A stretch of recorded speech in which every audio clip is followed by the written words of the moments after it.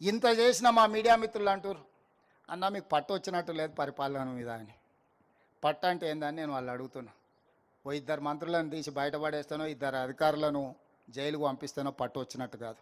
ఉన్నోళ్ళందరినీ సమన్వయం చేసుకొని, సమీకరించుకొని ఒక మంచి పరిపాలన అందిస్తేనే పట్టు వచ్చినట్టు.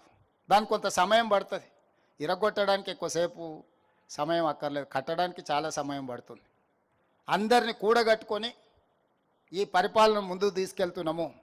అందులో భాగంగానే ఈరోజు మా శాసనసభ్యులు వస్తున్నారు.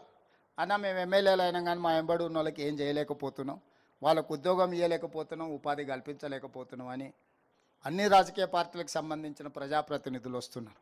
అందుకే ఈరోజు 5 లక్షల మందిని మన చుట్టూతో ఉండి చదువుకున్న వాళ్ళు ఉండి చైతన్యం ఉండి అర్హత ఉన్న వాళ్లకు 50,000 నుంచి 4 లక్షల వరకు స్వయం ఉపాధి పథకం కింద నిధులు మంజూరు చేయించడానికి, అర్హత కలిగిన వాళ్ళకి మంజూరు చేయించడానికి ఈరోజు 6,000 కోట్ల రూపాయలు మీ చేతుల్లో రాబోయే 2 నెలల్లో పెడుతున్నాము.